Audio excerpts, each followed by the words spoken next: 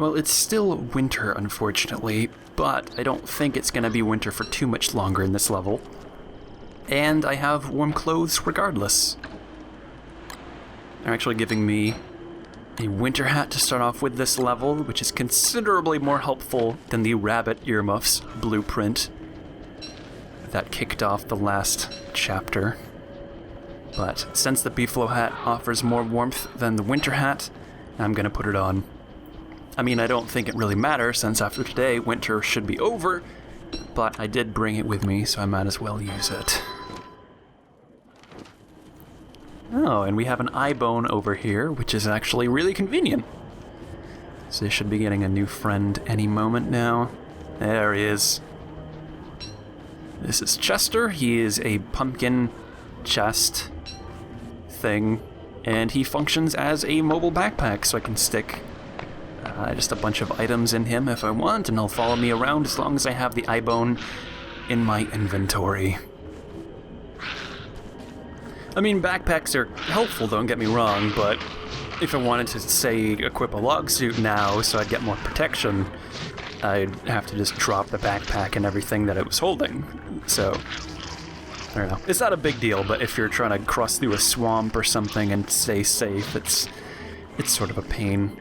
So, I much prefer having Chester around if I can have him.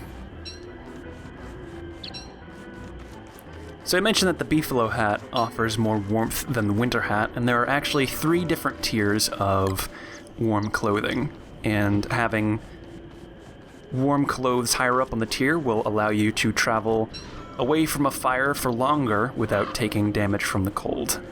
Tier 1 stuff, it would be like the rabbit earmuffs. Tier 2 is the winter hat and the breezy vest, and Tier 3 includes the beefalo hat and the puffy vest.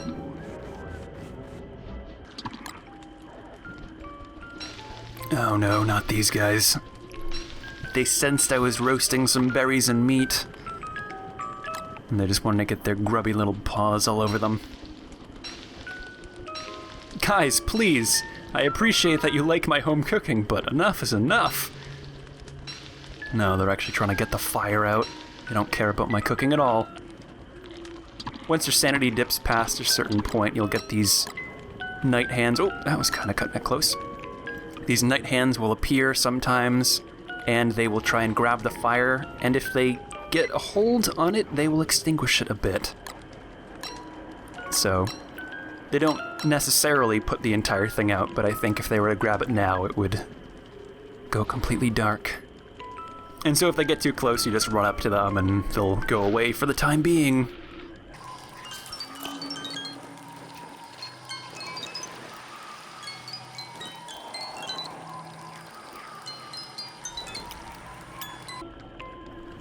I could add something to the flame and make this easier on myself, but I just don't want to. It's the principle of the thing.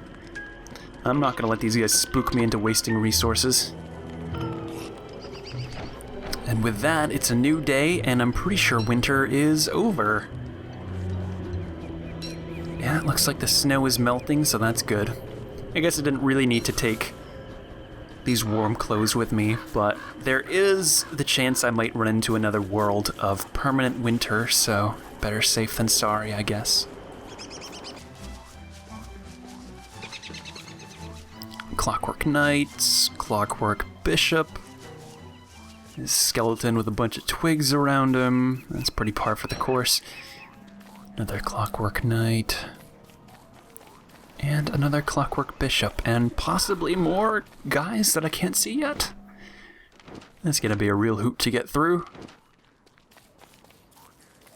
I will honor my fallen brother and collect these twigs and flint that he died for. It would be a slap in his face if I didn't. Although, what kind of adventurer dies for twigs? I mean, let's be honest, it kind of sucked.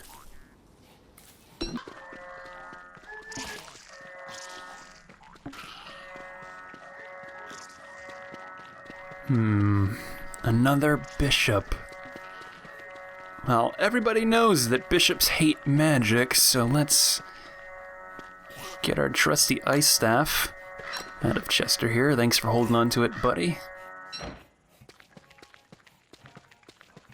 I need to use it kind of sparingly, I think, because every time I do, I lose a bit of sanity.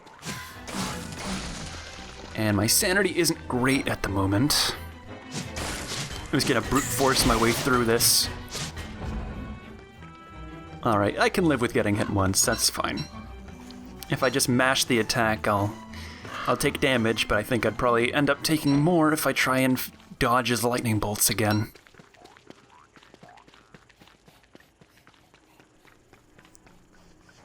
But I have found the base of the wooden thing, so making some progress. Each of these chapters has kind of a gimmick to them or something that makes them special or stand out. For instance, in The King of Winter, it's permanent winter, so that one's pretty self-explanatory. It's not super obvious what's special about this chapter, The Game is Afoot, so I might as well explain what that's about. You can see I started out in this forest grassland area, and so you'll spawn in this level in just a resource-rich part of the map where you can collect what you might need to survive, and looks like a tallbird and beefalo had a showdown and both died, judging by the empty nest over there. The only real winner was me, because now I have more meat than I know what to do with. I should probably set up camp before it gets dark, though, so what better place to lay your head than on the bones of a dead adventurer? Let's put the fire pit right on his... right? Yeah, maybe if I get the boards out of the way. Let's try and clear some of this junk. Oh, there's no time!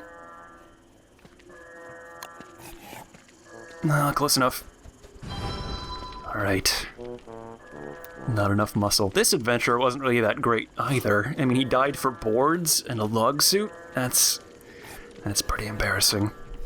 But yeah, you'll start out in a nice part of the island where you can collect just what you might need to survive, and as you get further along, you'll run into different blockades and just various traps and obstacles preventing you from collecting the pieces you need. To be honest, this chapter isn't quite as interesting as the other ones, so I think I'll just cut out the parts where I pick up the pieces of the machine. If I run into anything interesting, I'll definitely show it off, but I think everybody gets the idea of what using the divining rod looks like. So I'll probably just include a highlight reel of all the obstacles and traps that I find in this level.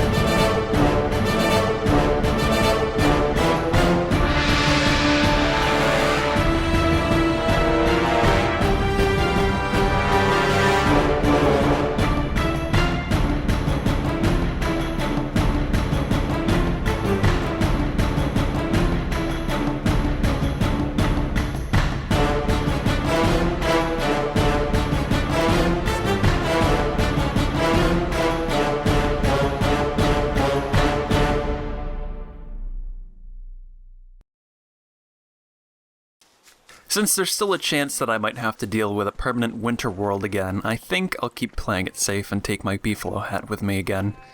I won't take a puffy vest this time, but I will take a stack of silk. That way, if it's winter, I'll have most of what I need, and I'll just have to hunt down a koalefant, which shouldn't be too hard. And if it isn't winter, then I can still use the silk to make a bunch of other stuff that I might need. I'm also bringing a log suit for protection and a ton of cooked meat, so I won't have to spend as much time hunting and gathering food. It turns out the recipes you learned carry over, so I didn't really need the stack of gold I brought with me into this chapter. I still used most of it, I just didn't really need to.